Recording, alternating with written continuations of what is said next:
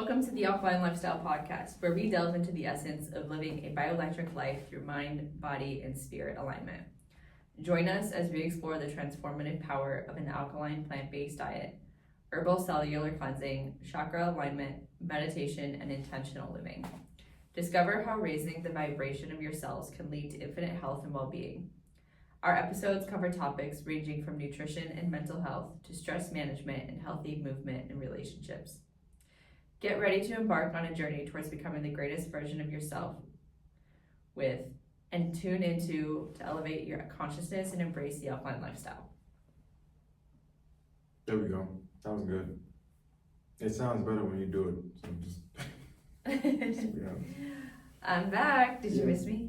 Yeah, because it's hard. It happened to, I couldn't even read the intro when I did it. You probably haven't seen the other episode when I did about myself, but it was challenging. Yeah. Not saying it was bad. Y'all should still watch me. Still watch me. But it's better when it's better when you. It's better energy. I know. I had so much. Yeah.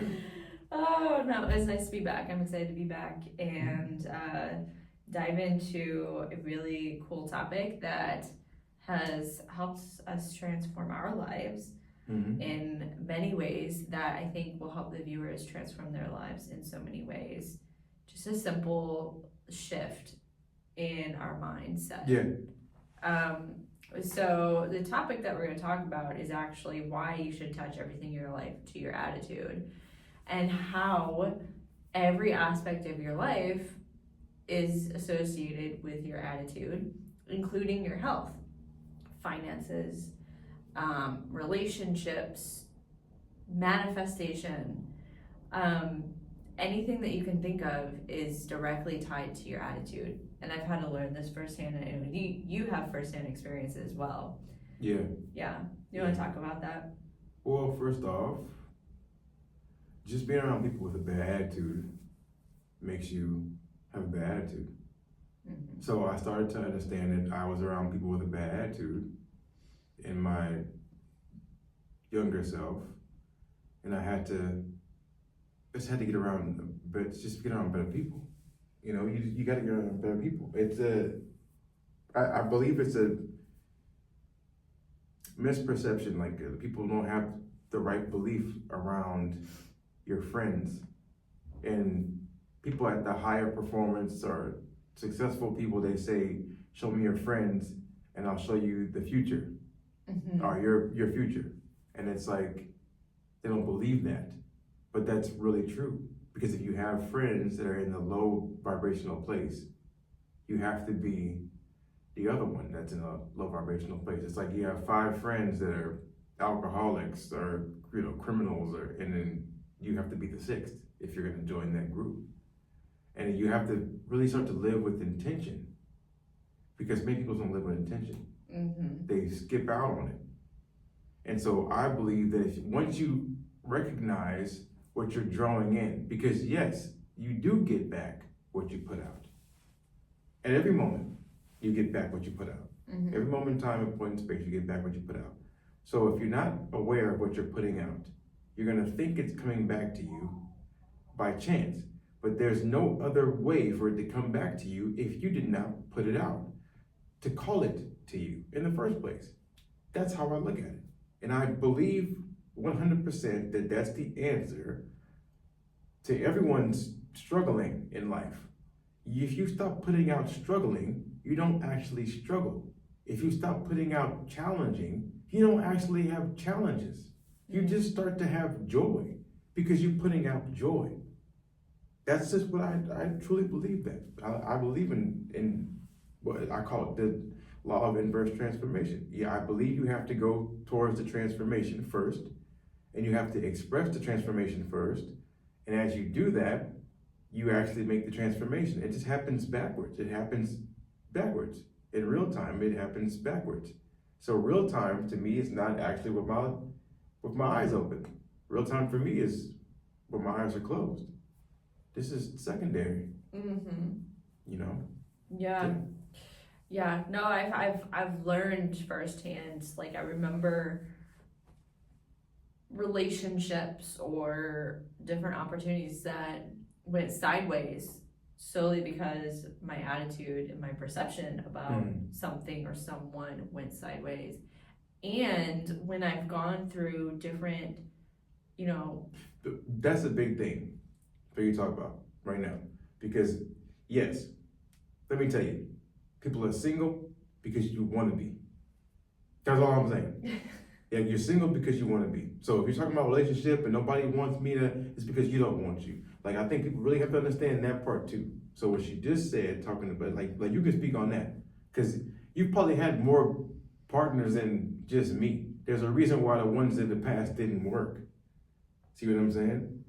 Like, there's a reason why the ones in my past also didn't work. Yeah. Well, in truth, I had a negative attitude towards myself and what I deserved and the type of partner that I could attract. So I didn't have any correlation between my attitude and who I attracted. It was just simply, I'm not pretty enough, I'm not tall enough, I'm not skinny enough, I don't have big enough boobs, whatever it is. I associated physical things, or I'm not funny enough, or I'm not smart enough, or I'm not outgoing enough.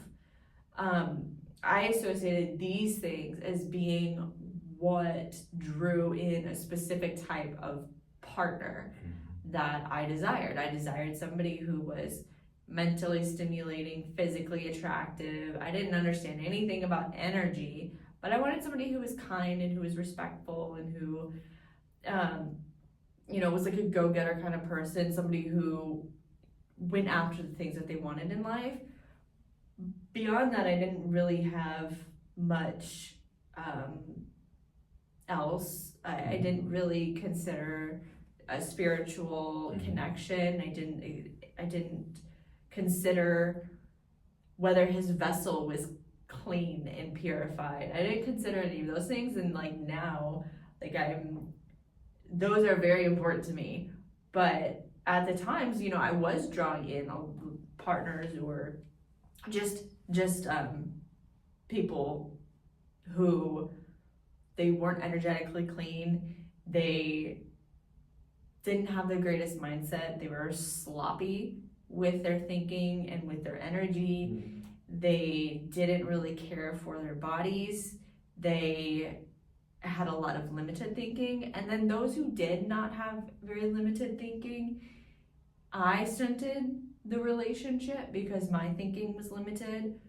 And they might be expansive in their thinking, like I don't have to do things a conventional way of life.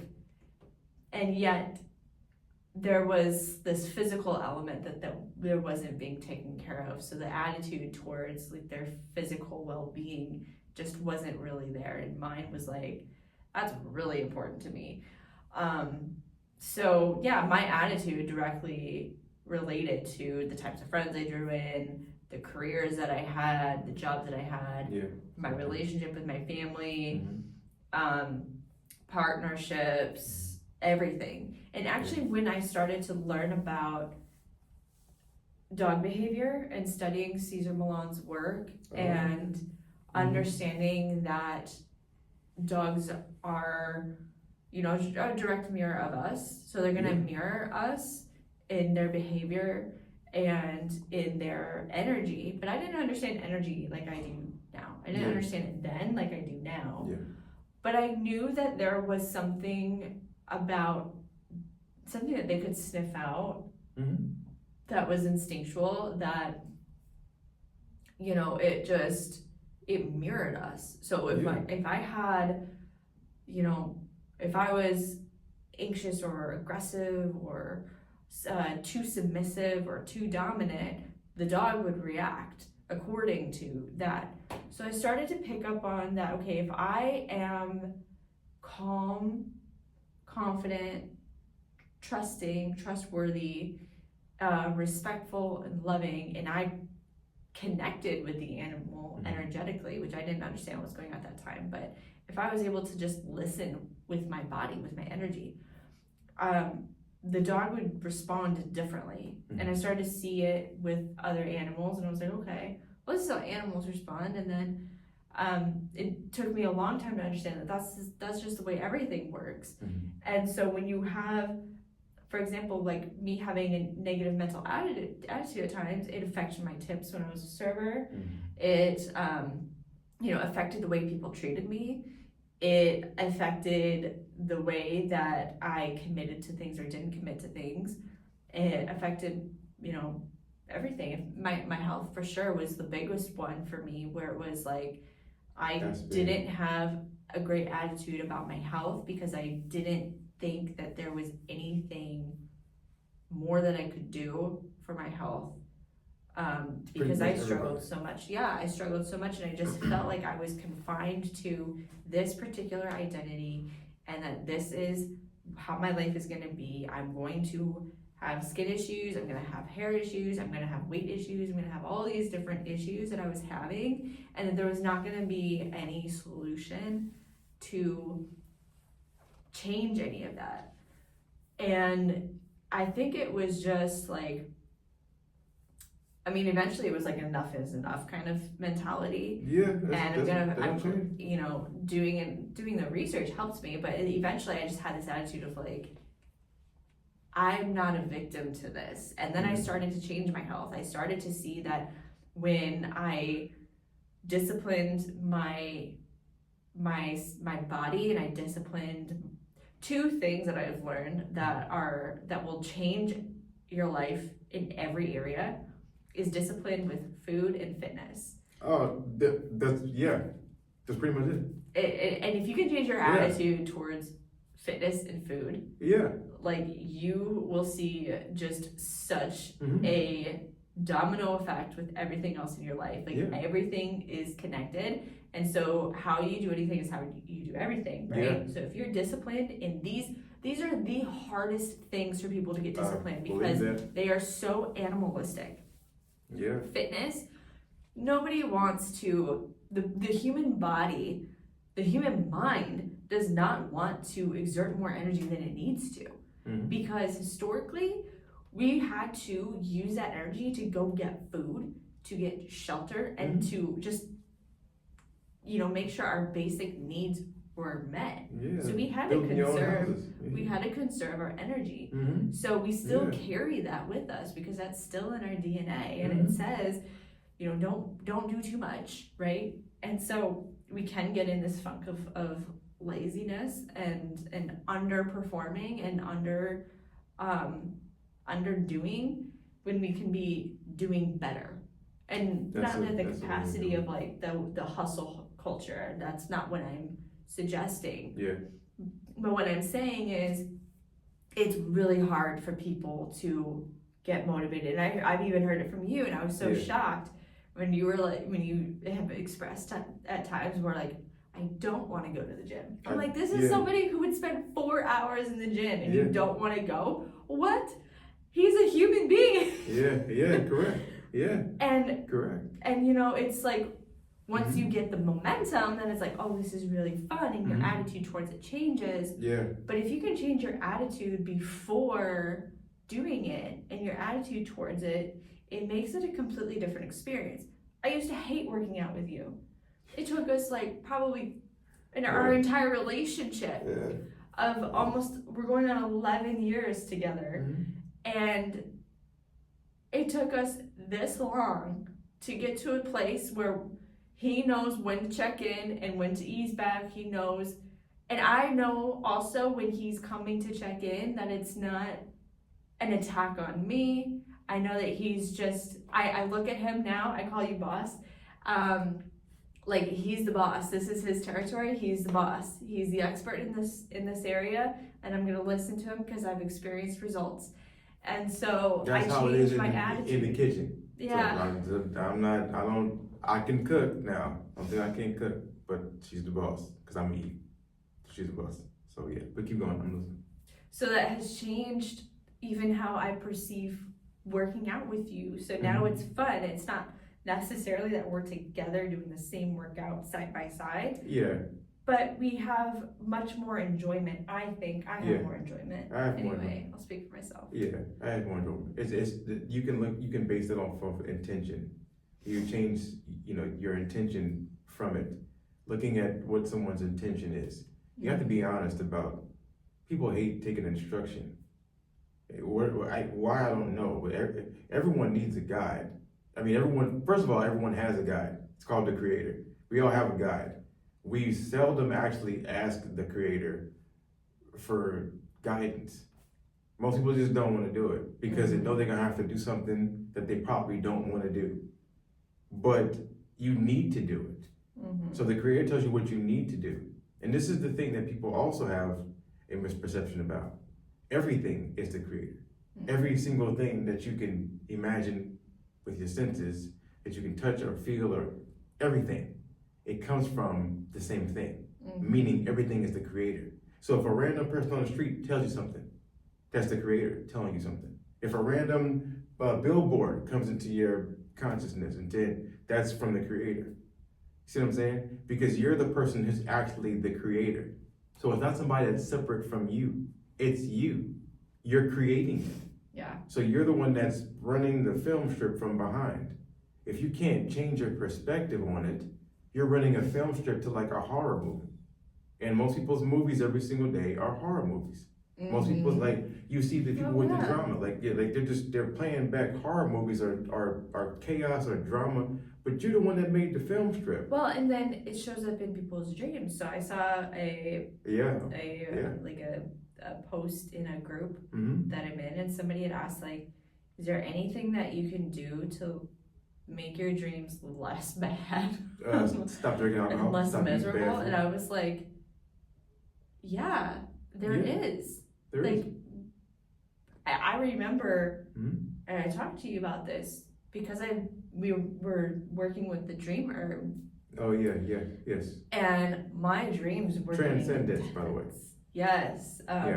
And so we've been working on that formula and testing it out. And so when working with it and realizing how it just brings everything from the subconscious and it just brings it to the screen in front of you and is this is what you need to change or address or you've been holding on to, whatever.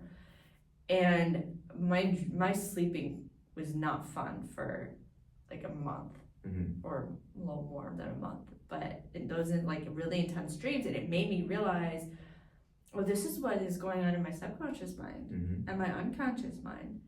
And so I think even the attitude towards sleep, I've had a terrible attitude towards sleep. It's not a place that I want to go. It's not pleasurable. It's not fun. Well, maybe you should change your waking thinking state. Yeah.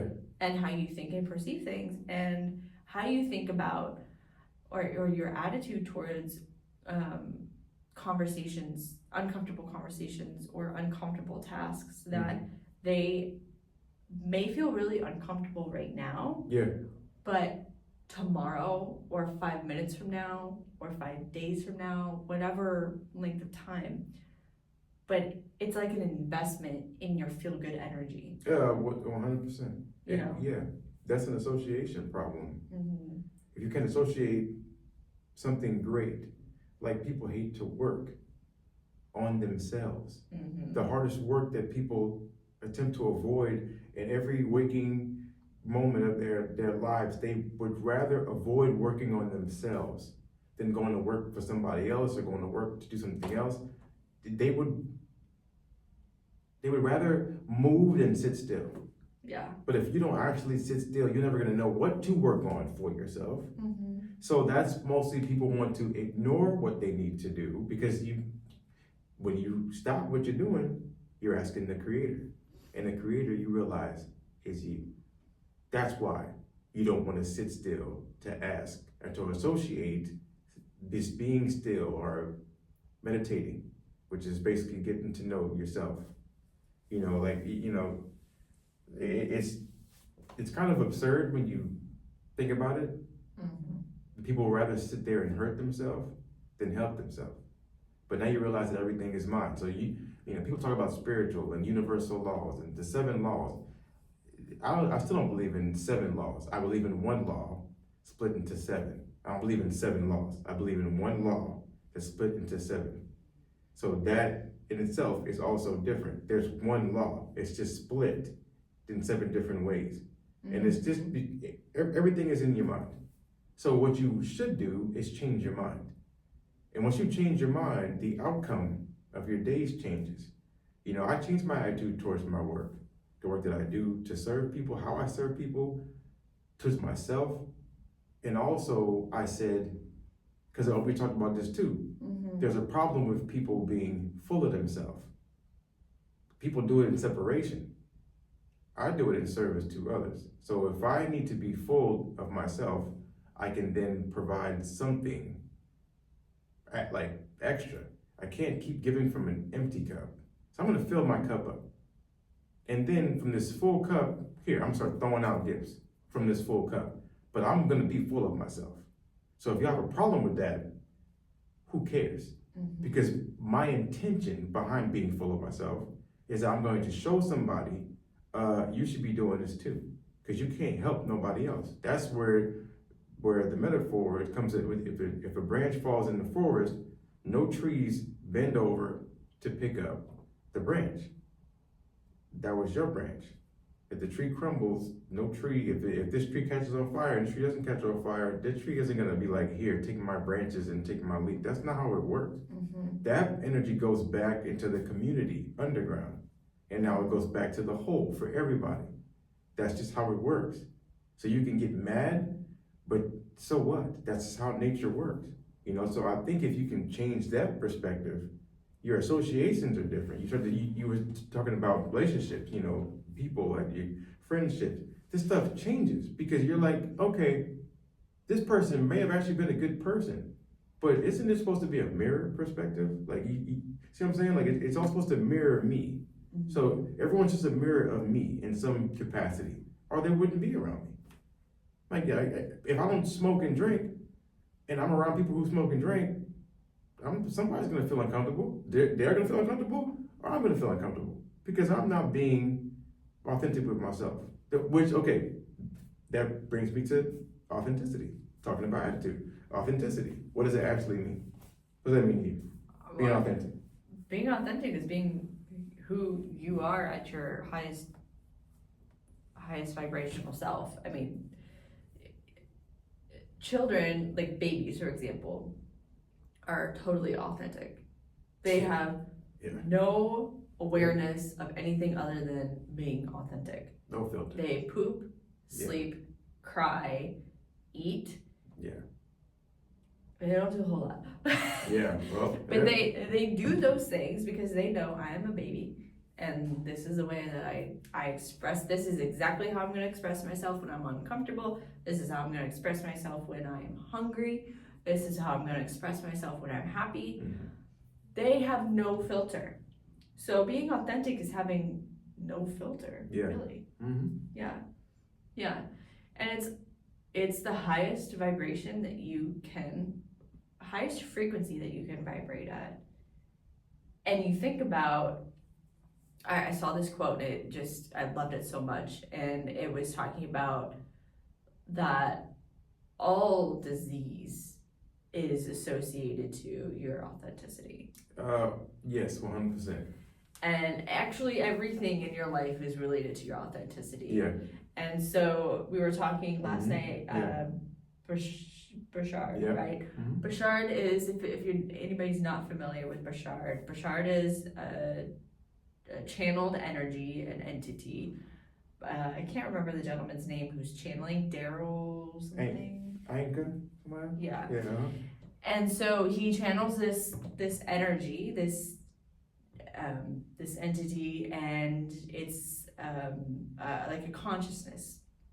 And like the Abraham. I know everybody knows Abraham. Everybody knows Abraham. Yeah. So, and he was explaining that I just lost my train of thought. No, you get it back. Okay. We were talking about authenticity though. Yeah, authenticity. Yeah. It'll come to me. But so he was just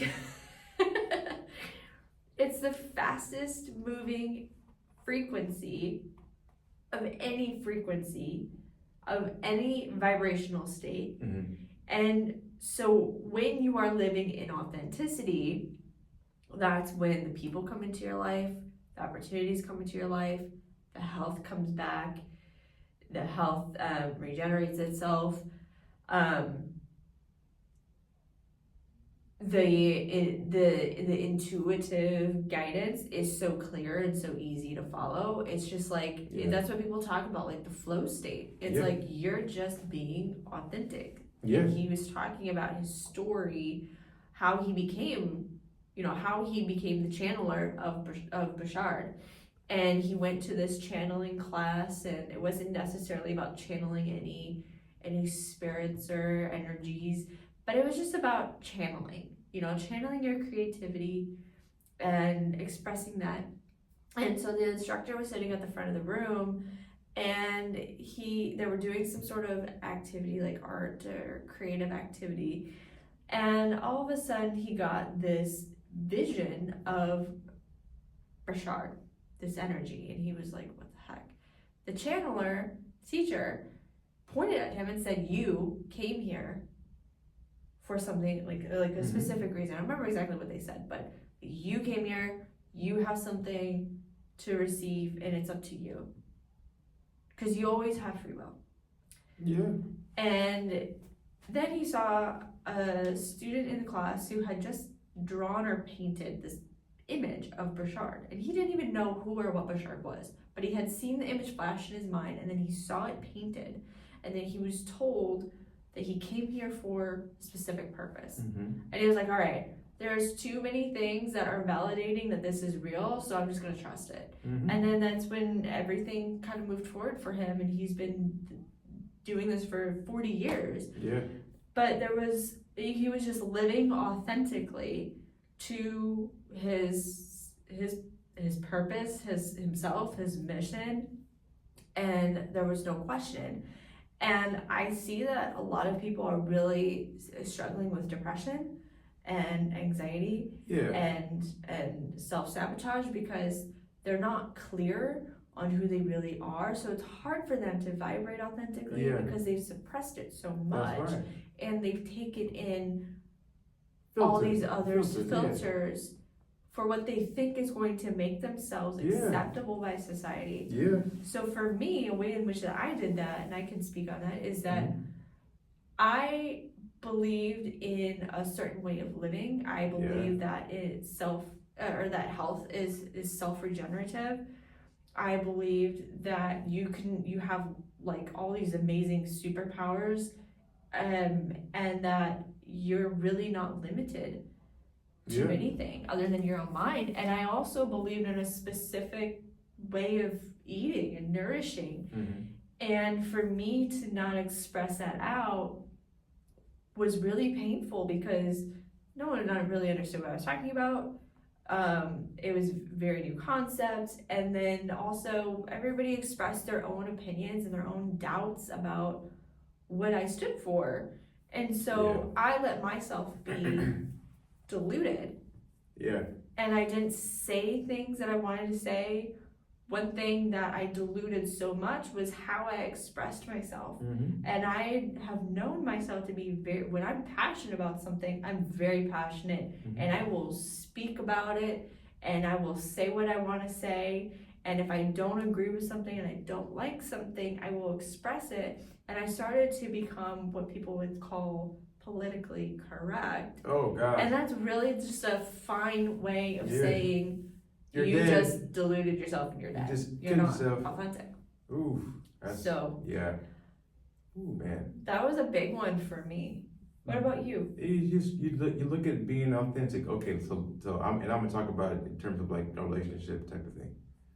The first relationship comes from you to you. So because that's how everything works. It's you to you. So if I look at myself a certain way, in a certain self-image, everyone I encounter in my outer world will look at me the same exact way. So I started to understand that I need to sometimes feel like the bad guy. That doesn't mean I have bad intentions. That means I have to be okay with people not liking me, and I'm the bad guy to them. I don't care if I'm the bad guy to y'all. I have to do what the creator within me is telling me to do, to go to my higher self. That may not be in alignment with them. So when all of a sudden people do this pleasing thing, you're pleasing the outside, but you're looking at the inside of you and you're saying F you to the inside of you, which makes no sense. You're not pleasing anything at all. So people are associating, it's the complete opposite of associating something positive. You're doing everything in a backwards way.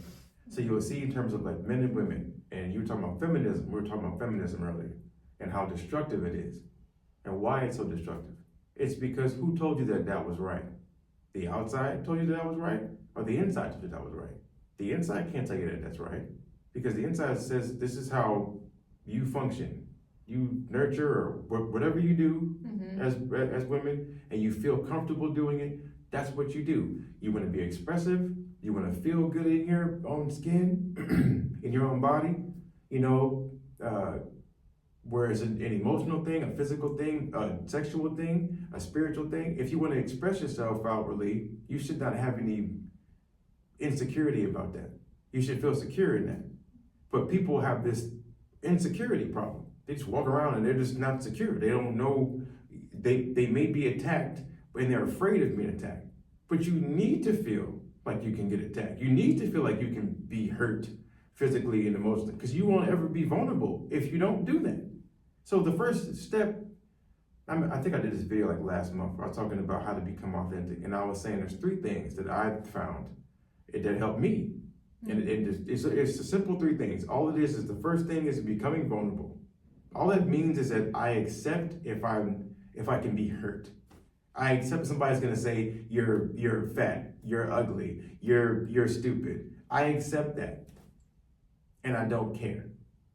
I accept it, and I still do it anyway. I accept I can be physically hurt by doing this movement, or emotionally hurt by saying what I truly feel inside of my heart, but I don't care. I'm gonna do it anyway, because I'm gonna go to a next level. And if I stop myself because of fears from the acceptance or lack thereof from the outside, I stop myself. That means I don't have acceptance from the inside.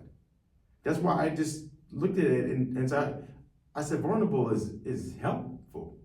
Because people have a problem saying, I don't know. So they make some shit up. You shouldn't do that. I don't care about your statistics. Most statistics are dumb anyway, because most statistics say 80% of Americans. When people actually look at the control group, it's like 100 people. That's all the Americans. It's like 160 million people in this country, probably more than that. That is not the entire control group. They didn't call you on the phone and everybody got on the phone at the same time and they asked you the same question. You all gave a different. That's not how the experiment worked. So that's not even true.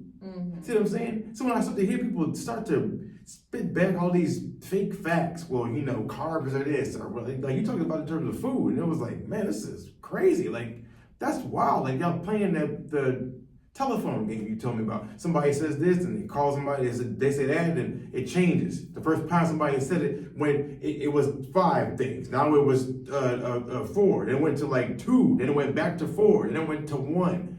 What? It doesn't make sense. So when I started to look at that, and I said, okay, first I have to be vulnerable. To have a comment, come up and say, I don't believe that, you don't know nothing. Okay, fine. I'm still gonna talk. The next thing I had to do was look at myself and be accountable. Because whatever I'm putting out, I have to realize, what am I putting out? If I'm putting out something that's not authentic, I'm gonna get back somebody that's not authentic. Because that's the reflection of me. That's how the mirror to me works. It works like that. So if I don't be authentic, if I'm speaking to my partner, right? Or if I'm not speaking to myself like that. So I'm not telling you what I'll be doing. I can't go in there to tell you, hey, you should be, more disciplined with your self-care. Am I disciplined with my self-care? So why am I telling her that? See what I'm saying? Like, it doesn't make sense. Like, so, and people have this problem, like, you're supposed to do this thing. Why though? I'm a reflection of you. You ain't even doing it. You can't look at yourself in the mirror and say that you're doing it. So why would I want to do that? That's not leadership. Leadership is by example first. And I'm going to express to you what I'm actually doing. Hey, I go here If your attitude's bad or good, I'm still gonna get up and go.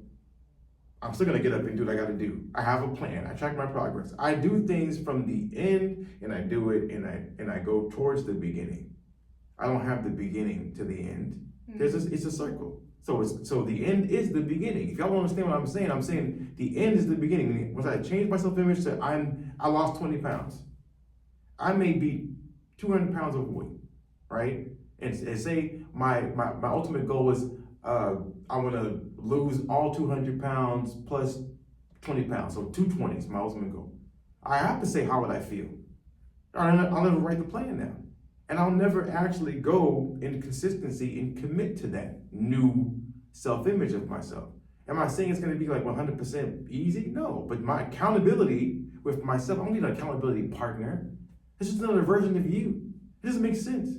So have one if you want to, but you need to wake up and parent yourself. So that's where it comes down to accountability. I say, hey, I'm responsible for what I'm putting out. If you get up and do something, and you have a consequence that comes to you, you accepted the consequence when you did the thing that you did. That's how I started to look at people. Like I watch all these different podcasts and doctors or dietitians or people who speak on topics that they believe. That's fine. They're speaking on what they believe. I have to look at myself and say, is this in alignment with me? Do I agree with that? If not, I'm not gonna tell them that, they're wrong. I'm gonna say you're wrong for me. What you're saying is wrong for me. But you obviously think that you're right. Okay, well keep doing that. This is wrong for me. So I'm gonna just go the other way. I don't have to fight with anyone. People have a problem with that. They have to sit there and say it's wrong for somebody to disagree with them, but that's also not right. See what I'm saying? Because they might not be at that level of awareness that I'm at. Mm-hmm. So if I understand that, I don't treat people like that. Like it has to be one way or look, if you're not in alignment with me, there's a reason for that. So you probably shouldn't be here because I just keep going up. I don't expect to be the same that I am today, tomorrow. I expect to be greater. So then the last thing is transparency. That's probably the hardest thing because people don't want to be see-through. They don't want to walk around and feel like, people know them because they wear masks all the time. Literally, they wear physical masks. We still see people wearing physical masks. There's another outbreak I told you about. You'll see it. You said in China. In China, another outbreak. They're still over there wearing masks. Why? Because there's a physical mask that represents an actual emotional and a spiritual mask. You're not attempting to be authentic. You're wearing a mask. Mm. And you probably think that you have to wear this mask for your entire life or for the duration of you're around this person or this person. In order for me to go to the store, I have to wear a mask. In order for me to go to the mall, I have to wear a mask. In order for me to go to school, I have to wear a mask. Or be around my partner, I have to wear a mask. Like, what is that? Because then it goes from a physical mask to you're wearing it energetically. So you can feel that inside somebody. So those three things, if you can just become vulnerable, all right, and accept whatever's coming to you and just love yourself, regardless of people on the outside think you're great or not, who cares? Just you think you're great. Mm-hmm. It's okay to say I'm full of myself and then just be accountable for what you're putting out. That's in terms of your attitude. You want great results? That's it. Great attitude, great results. And you say poor attitude, poor results. Mm-hmm. And then if you're transparent, that I think right there is the greatest thing. Because then you have nothing to hide. People have too much to hide and their hearts are too heavy and their heads are too heavy and their lives are too heavy. They're just heavy. They can't walk around and be light. They have so much chaos going on inside their head or drama inside their head that is playing out in front of them. It's just like, that's not okay. There's men that think that this is a game. Women too. They'll say, before I get into a relationship, I'm gonna tell my partner, that there might be somebody else because every now and then I want to do this.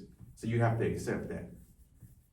I've heard people say that. Mm. I've heard people say that. Like, I don't want to be afraid, so I'm just telling you right now up front. So don't come to me whenever, don't try to confront me in months' time or whatever, because I told you that this is how I am. Like, that is the most ridiculous thing I've ever, and people would say stuff like that. Like, that's cool.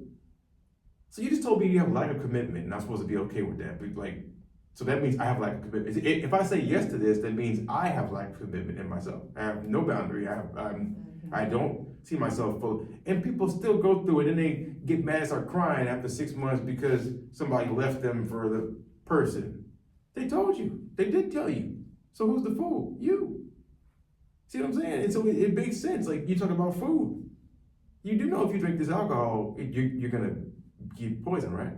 Like you do know that, right? Like it's not like I'm like you're gonna I know that. Right? Like it's like you're thinking about something. You're wishful thinking. If I drink this alcohol or this wine tonight, I'm gonna feel so good. It's so great.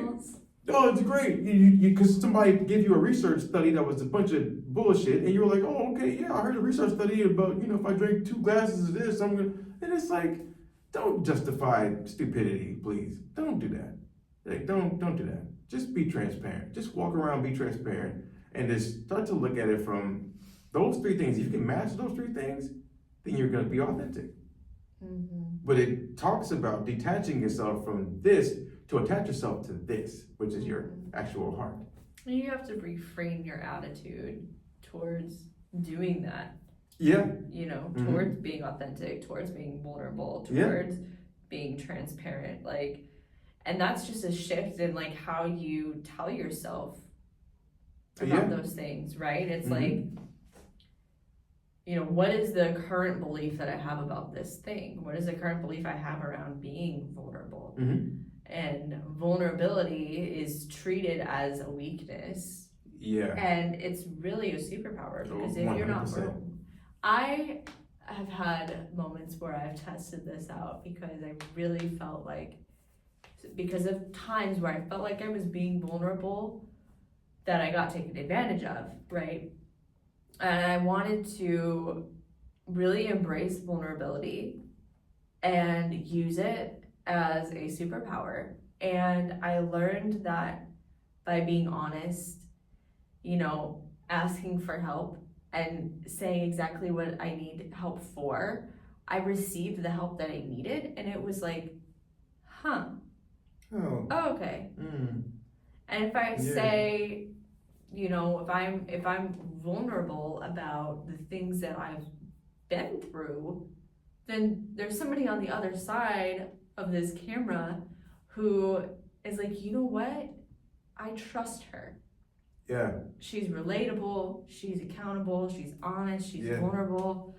I want to work with her. I want to continue. I want to watch her content. Yeah. Right? Because there's no filter about what you've done. If I don't say that, I do this particular thing, then nobody's really going to know what to come to me for. So if I'm not being vulnerable about my life, then nobody's going to really know how to relate to me. That's right.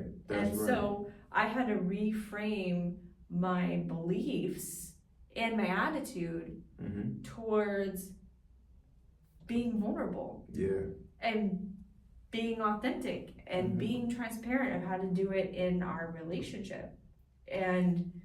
But here, we had a relationship, and here's the one moment that she's talking about. Last year, after 10 years, we get divorced. Last year, right? Last year? The year before. The year before. So we get divorced. After that, the entire time you came to me, you said, I'm focused on, I'm going this way. Everything I was thinking about was me in separation, going some other way. Mm-hmm.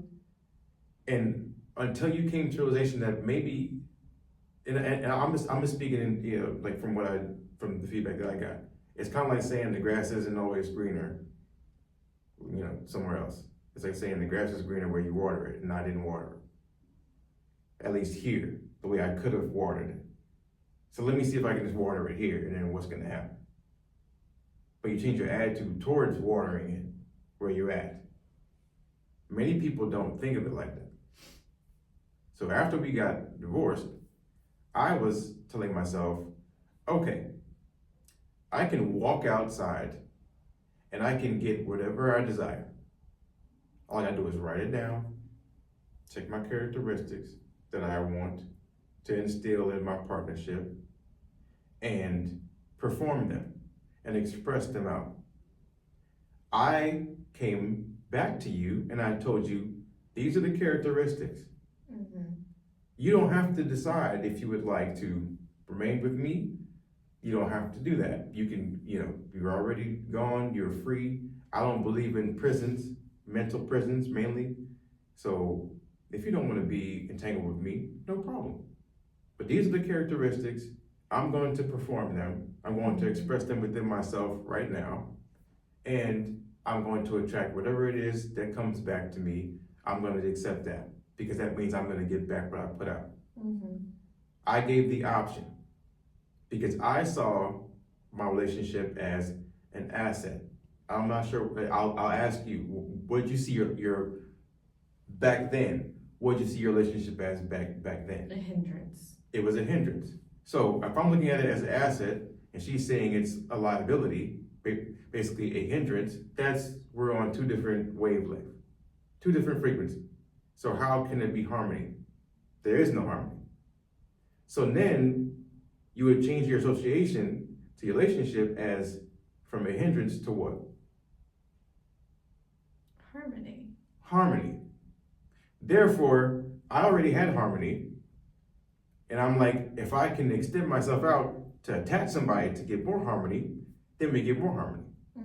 So now we're getting remarried. But have like an actual real thing going and have like not everybody coming. We're not bringing everybody. We're not doing that. Just the dogs, some plant-based food that you're gonna make, some wholesome people, and then we're gonna have fun again, doing it again. But we actually didn't really do anything. All we did was go through, and when we said, okay, separation, I'm gonna look at myself, and I hope you look at yourself too. And if you wanna keep climbing the ladder, we're welcome to do that. But it takes vulnerability in order to do that. And if you can't sit there and have a conversation without stomping out or fighting physically, and this is also where it comes to most men don't speak up for themselves because they haven't done the work on themselves. And most women are speaking up because the lack of the men speaking up. And sometimes there's a lack of the women speaking up and the men are speaking up. There's these imbalances that are going. There's too much masculine, there's too much feminine. There's too many weak men, there's too many strong women, there's too many strong men, and there's too many weak women. And I'm not talking about physically, I'm just talking about the energy. The energy is imbalanced. There's not harmony. Yeah. That's all I'm talking about. I'm not talking about you bench press, I'm not talking about any energy. I'm saying the energy is too much on one side. So then once you become neutral, and you can see things correctly, now you've achieved harmony. That's what we talk about in terms of alkalign. Alkalign on one side and then alignment. If you can have both of those, now you achieve harmony. Then you come back and you have actual love in your relationship. Because both of us have love for ourselves. I told her, do not dare come up here talking about if I go away or something happens to me, oh my gosh, don't do that. You better love yourself infinite times more than you love me. You better love yourself, because if you don't love yourself, you can't attract me. It's impossible. Does it make sense? People have too much where they're leaning on somebody else because they haven't leaned on themselves. You're supposed to lean on yourself. Do you hug yourself in the morning? Do you tell yourself in the morning that every day I wake up, something great, there's great things, some great things are happening for me today. I didn't say us, I didn't say we, I just said for me today. And if they didn't say it for them, they didn't say it for them. It's your responsibility. So once you accept the vulnerability of that, now we can go forward. And then the accountability part. That was another big thing because I was accountable. I didn't say anything. So I didn't actually help her to grow because I was mostly, not gonna say in a like a docile human being. I just didn't want to fight. I just didn't care about confrontation all the time. Because I knew in terms of you're seeing me as a hindrance already, that's what I'm feeling. That's what you're probably expressing. I'm feeling like I'm a hindrance. I don't even want to talk. So then people have these problems where they're like, you don't understand me. No, you don't understand you. You don't understand you. And you're bringing it to me. I understand me. You don't understand you. And once you understand you, you say, okay, if I achieve harmony, isn't that make everything harmonious around me? Mm. That's how it works. So what's my ultimate goal? I said, okay, if we can just do this thing, right? If we can just cleanse ourselves and detox our every bad thing that was inside of us, I think you would probably see things differently. But I think you're seeing things in a bad way. Like you got a bad film strip. Like your blood is not right. That's blood to me, plasma, that's a film strip. It's playing the movie. I'm like, why don't you change the film strip? If you can change the film strip, then you probably see everything differently, including me. But you have to be willing to do that, open and willing to do that. Yeah. And take the accountability for it. And there goes with the transparency. Now all of a sudden you start throwing things off. Yeah. So now you probably feel a little lighter. Yeah. I mean, these recent formulas that we've been experimenting with and playing around with, and I mean, it's helped me like take the foundation of what I had already done with the other two formulas, Awaken and Replenish, and like 10x. Yeah. It was like I conquered this layer. I'll explain just right briefly. So Awaken, we cleanse the toxicity, and we replace the minerals. Replenish as well, but we also provide you a bridge with transitional metals and some nanoparticles that light you up. But then you're talking about the dream herbs, yeah, which like transcended what I had already done, which was like a really clean, just a slate where it was like, now because I have this understanding, I've gone through some of these I don't want to say symptoms, but these experiences with the herbs and what has come up for me, not just physically, but also emotionally and spiritually, and allowed me to really experience that and do some like emotional cleansing and spiritual cleansing. And then the dream herbs, it like took everything else, like what you would expect when you go to an ayahuasca ceremony, and it just goes right there in the forefront of your mind as you're trying to fall asleep, or when you're sleeping. I had this really beautiful dream and I love it. Oh my gosh, I just love it so much. I had this dream of two wolves that were entering into this home that I was staying in Ojai, California, which if anybody knows where that is, it is like, it's a very beautiful place. It's a very spiritual place. But it's like a smaller town, kind of like Sedona, it's just not as touristy. Yeah.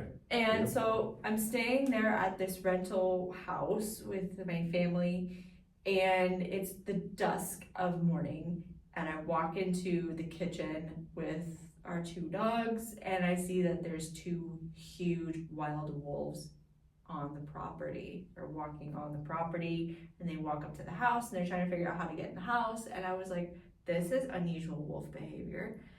And then I realized there's a doggy door that is not shut, and so they find their way into, and it was amazing how in your dream these huge wolves can shrink just to go through the small doggy door hole.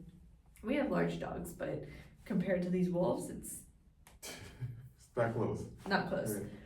And they walk in and they approach us, and I'm just like scared. Like I can feel myself scared in my dream as I'm dreaming. And while I thought that these wolves were potentially going to attack and kill us, they actually were very calm and not aggressive.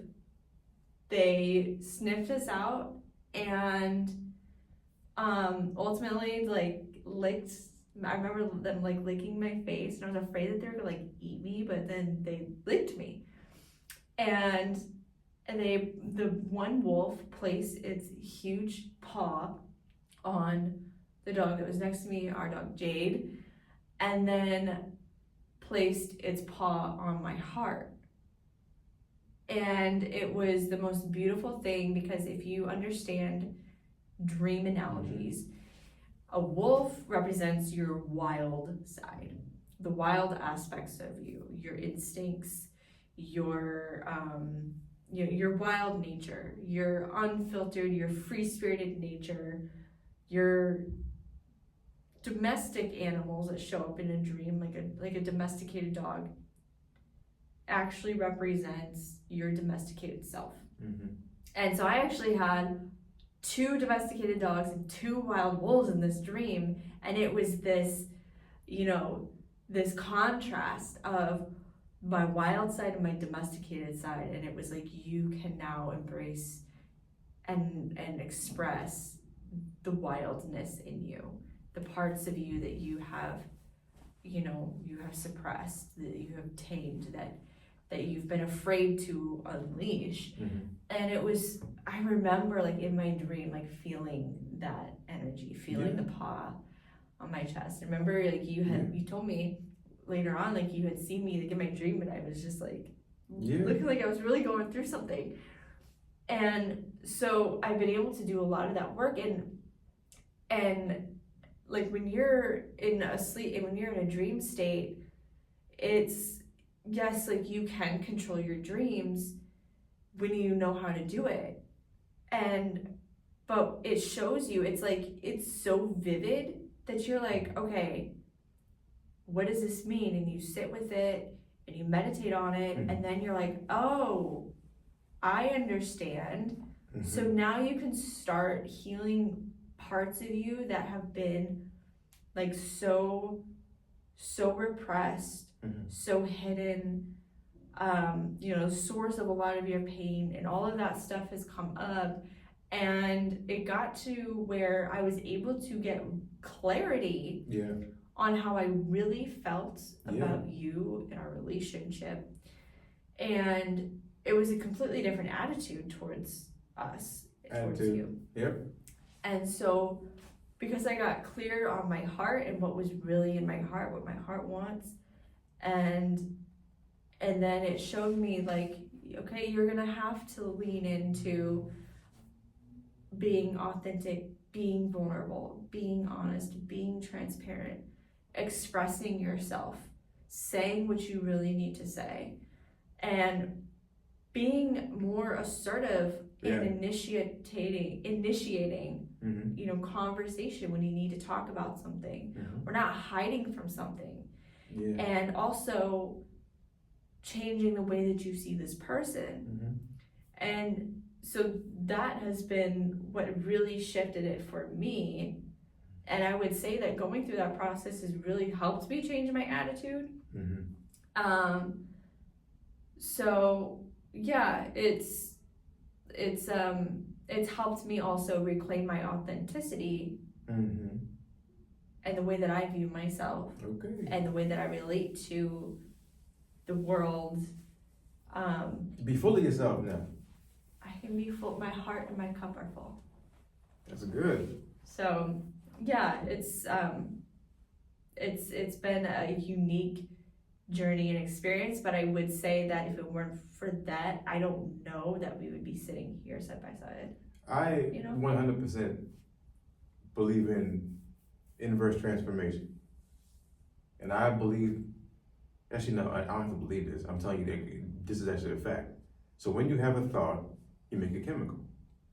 So most people have a bunch of chemicals stamped as traumatic experiences, that they labeled traumatic experiences, that you labeled good or bad.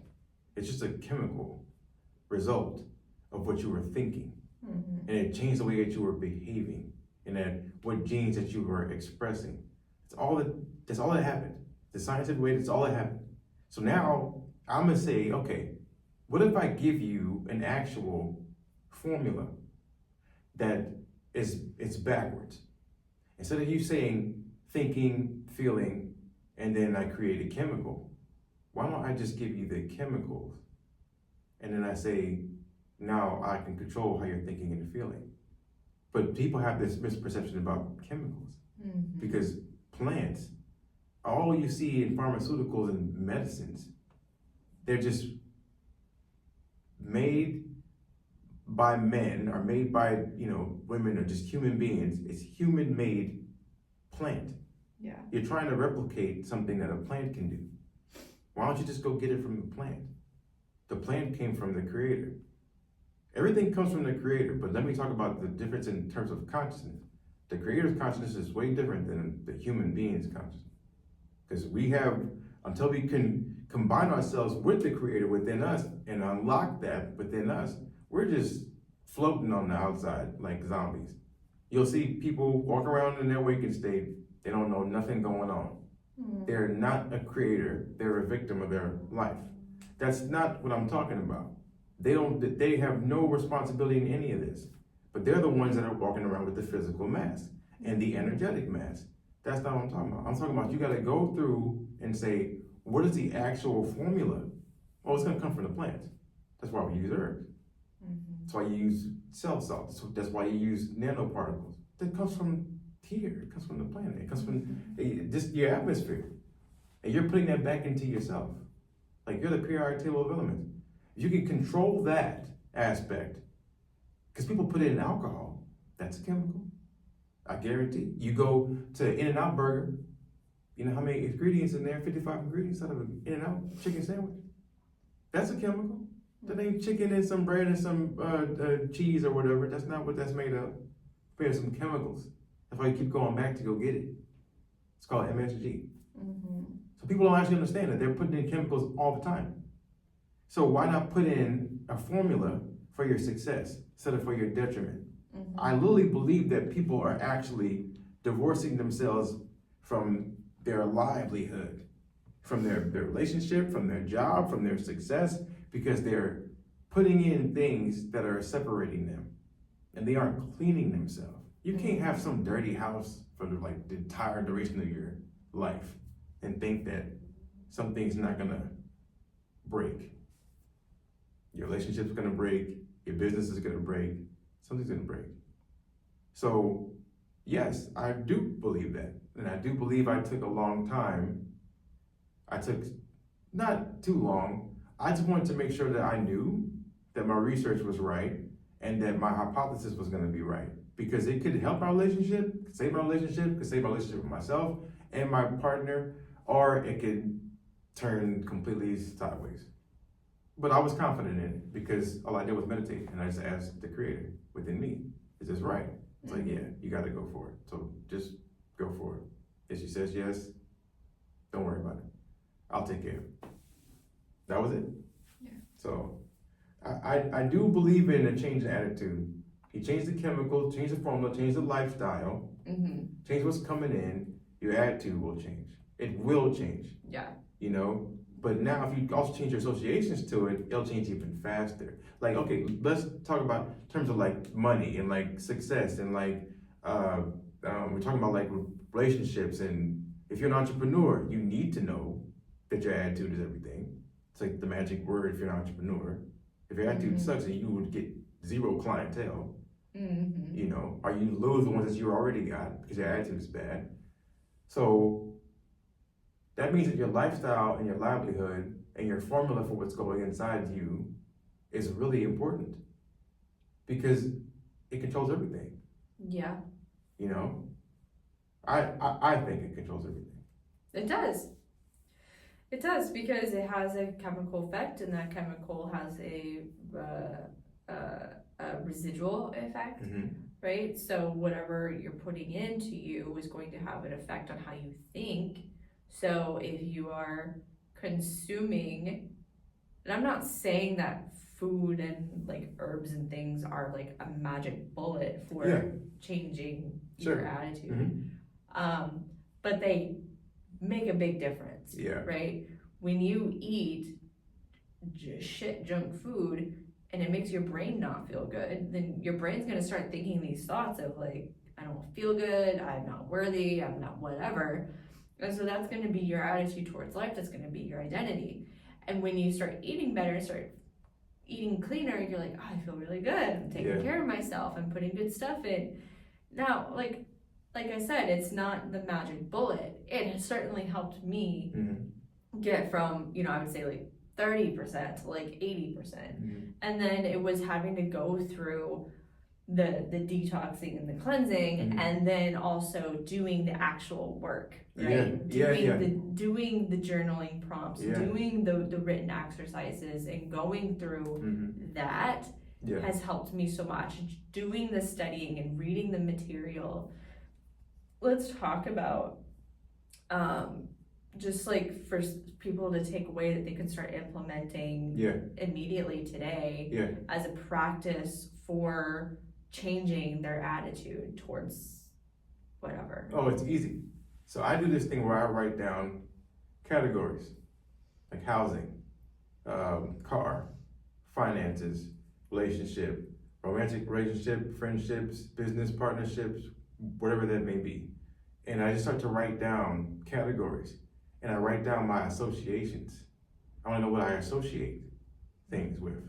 So think about wealth, finances, think about health. That's also a category. What do I associate with health? I start to write down, what do I believe makes me healthy? What I believe makes me not healthy? I start to ask myself these questions because I want to know if it's true or not. I want to know, what am I believing in my head that's true when the feedback that's coming to me is not true? I'm probably walking around oblivious to the facts that are coming to me at every moment because I'm holding on to something that I should have been letting go. And if I don't know what I'm actually holding on to, which is point A, is this person a good person? Do they have good intentions? Is this business partnership that I have, are they focused on servicing people, or are they just focused on profiting? Like, what is it? And am I focused on servicing people, or am I focused on just profiting? I have to know. I want to know all of my associations, and I put them down, okay? And then I have two columns, just like you have like a test back in elementary school. And you got to attach like this, and you have to put this one, attach it with this one, and you have to go from this column to this column, and this definition matches here. That's how I do it. I simplify it as simple as possible. So I'll say, do I believe alcohol makes me healthy? If so, I'll keep it. Do I believe smoking, if I'm a smoker, it makes me healthy? If I believe it, I'll keep it. If I don't believe that, and I currently do that, I exit out, and it needs to go. So I'm all of a sudden, I'm reshaping my entire belief system based on my own lifestyle. You see? Because then if I'm living in my, say, I have a current partnership, but my partner does this. My partner smokes, or they drink, or they eat fast food, or processed food. I don't eat fast food or processed food. I don't like it.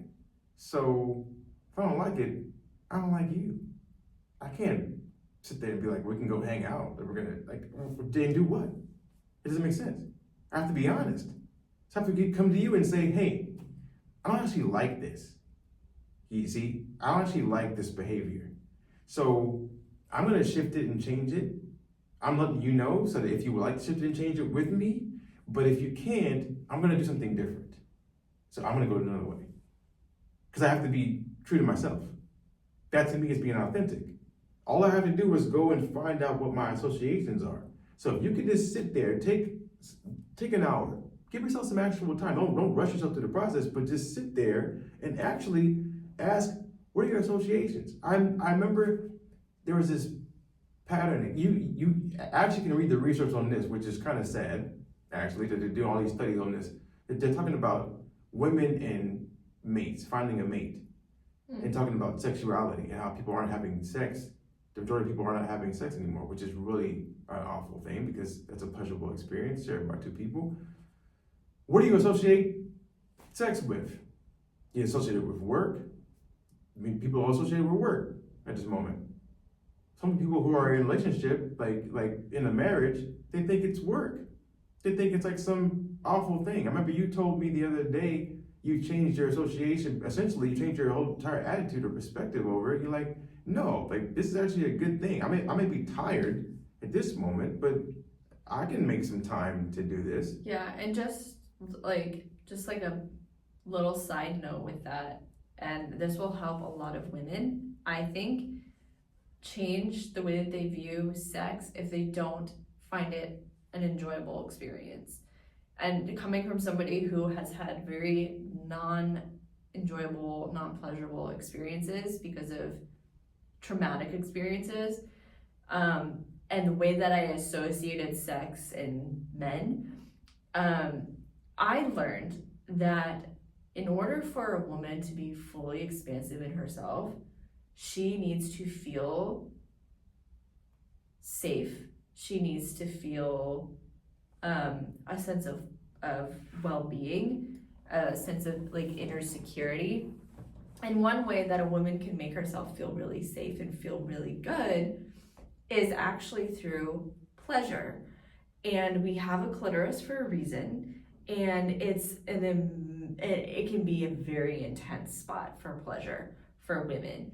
And by releasing the hormone oxytocin, which is that feel-good hormone, it's a bonding hormone, it makes women feel more expansive and in their body and in their heart space.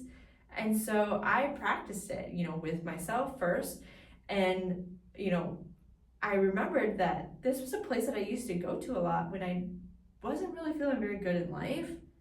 Maybe I was tired and I needed an energy boost, or I was stressed or whatever. I just wanted to feel good.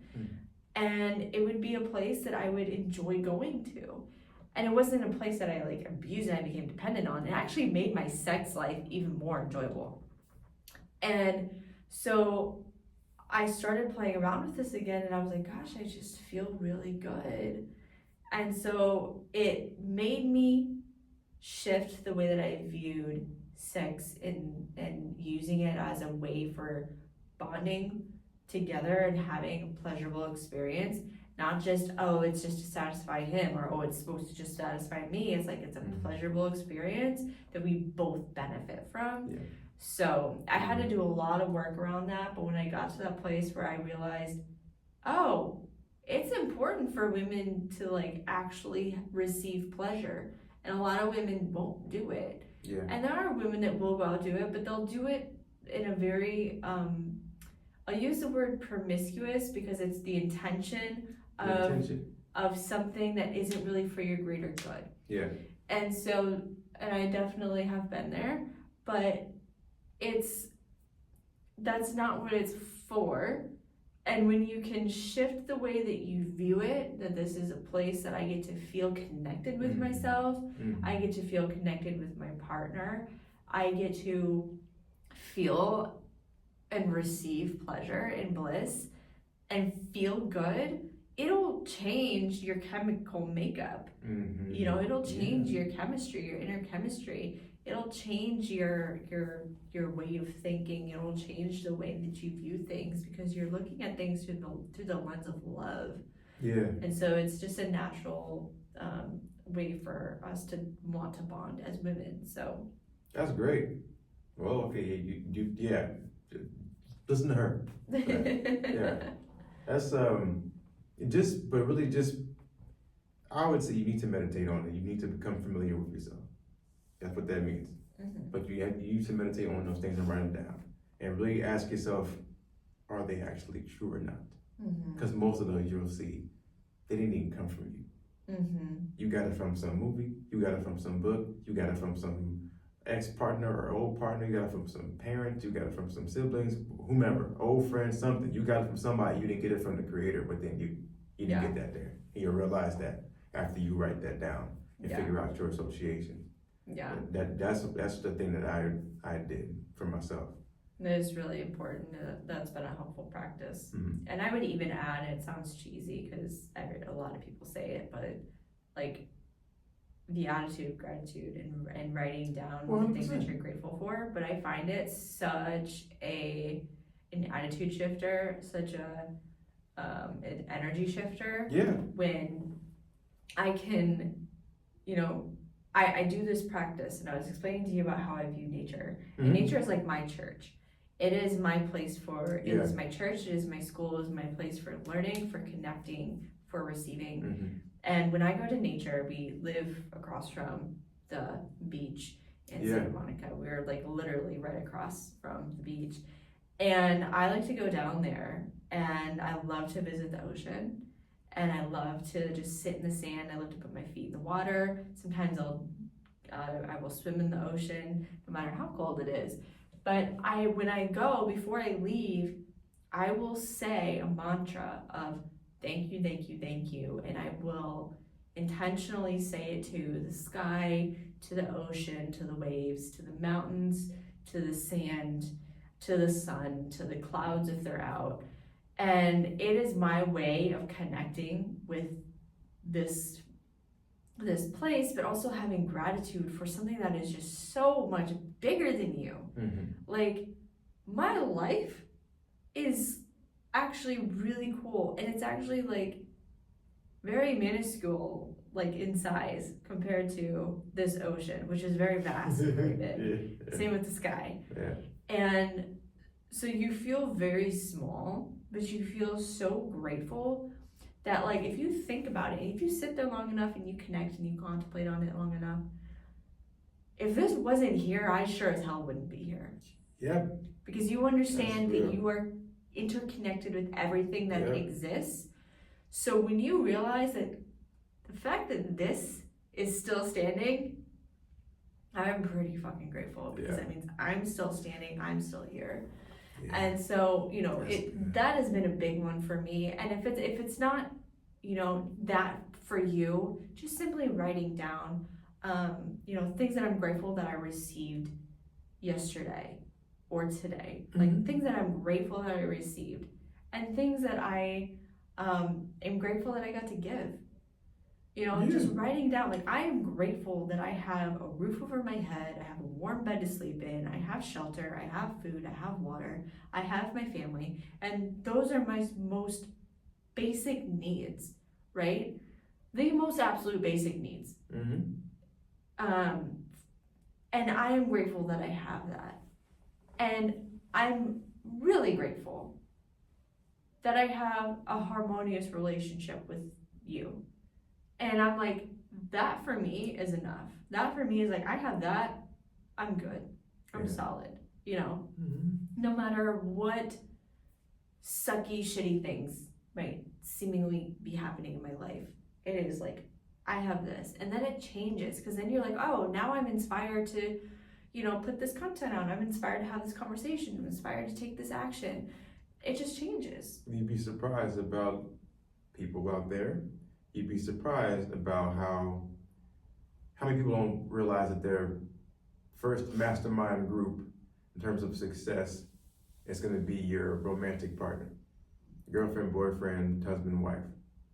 It's your romantic partner is the most important element in your success, because you're giving away half of yourself energetically. So if you're not in alignment, you're never going to get there. And when I say never gonna get there, I'm serious. Never gonna get there with that person, unless they change or you change. Somebody has to change. You're never gonna get there, because y'all will stop each other from achieving the success that you actually desire, because you want to do it your way, or she wants to do it her way, he wants to do it his way, whatever it is. It needs to be in harmony. You need to have 100% agreement in where you're going. You need to understand that you need to be able to do this and channel yourselves as one mind, because you create a new mind. It's you, and all of a sudden, that's how the vesicle works. It's 3 circles now. See, prior it was 2 that merged, 2 merged, but then it created a center one. So if you don't understand that you're driving it now, you're driving yourself either to separation or driving yourself to harmony. Once you get into harmony, I guarantee your bank account goes up, all right? Your relationships get better. The friends you attract are better. Your clientele, if you have a business, that they get better. Everything gets better. But once you start to separate it again, because you're living in separation.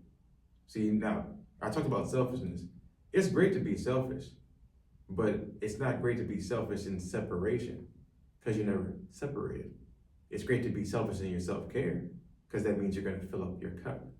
So you should be full of yourself first, before you try to go out there to help somebody else. It makes no sense. You don't have anything to give anyone. So if you don't be selfish in your self-care, you're half of that circle. You're supposed to be putting in your circle with this circle. If your circle is suffering because you're shrinking it based on your lack of self-care, all right, you're gonna create a void in this circle that you're creating with your spouse. or your romantic partner. Mm-hmm. Y'all need to step it up. Not one side, okay, you both need to step it up. If this person is struggling, okay, on one side, or this person is struggling, you need to put your hand out and say, come with me. And then the person that is saying, come with me, the person that's receiving that, be okay and say, okay. Mm-hmm. Let me tell you how important this is. You need to say, okay. If they're extending their hand out to say, come with me, there's a reason, because they're trying to get this circle that you both create to be full. So if somebody is saying, I'm at this top level and I want you to be here with me, just say, okay, I'm coming. The rope, throw the rope down, however long it takes is however long it takes. But that's the other thing I want to talk about before we end up. I want to talk about your success. Literally, success takes as long as you want it to take. You have to make the decision. What happens whenever you make a decision and you make a commitment? Because you talked about this earlier, talking about commitment. Mm-hmm. Once you make a commitment, how does everything change for you? Oh, you have clarity on your life. You have clarity on the thing. When you have clarity, then it's like, oh, I can make this decision. I can take this action. I can go this direction. Yeah. I think people have a distinct failure to understand their own minds. You need to make decisions. Once you decide, you cut yourself off from everything else, and you say, this is the pathway that I'm going. You can't keep changing the GPS all the time. You just look, set the address and go. That's how you have to look at it. And I think whenever you decide to change your attitude, all the shame, all the guilt, all the things that stop people, all the fear, all the anger, or you're starting to look at it from, oh, I was just looking too much on the outside. I wasn't actually looking at myself as the creator of this whole thing. I wasn't looking at myself. And you shift that. You start to change out what you're putting out. Mm-hmm. You just start to change it. Because if you understand that your money's attached to your attitude, well, there's a reason why you have more money. There's a reason why you have less money. If you have more money this year than you had last year, I guarantee your attitude towards the work you're doing change, the attitude towards service change, your attitude towards your self-care change. But let me talk about the opposite. If your money dropped from the last year, obviously your attitude must have dropped. Just go back and do an attitude check. All right, if your relationship was harmony, all in the past months and then you woke up and it's like, man, I just got a headache, man. I can't stand this person. Maybe your attitude shifted towards this person. It's like you start to look at these things and you start to ask yourself, like, in all honesty, who's doing it? It's only you. You can only blame yourself at the end of the day. You can't blame nobody else for it. Yeah. How's that? Good. Oh. Love you. Love you. And we love you. We love y'all. Thank you guys for tuning in to another insightful episode of the Alkalign Lifestyle podcast. We hope you found today's discussion enlightening and empowering as you continue on your journey towards a healthier and more balanced lifestyle. Remember, small changes can lead to significant transformations in your well-being. Stay tuned for more expert insights and practical tips on living the alkaline way.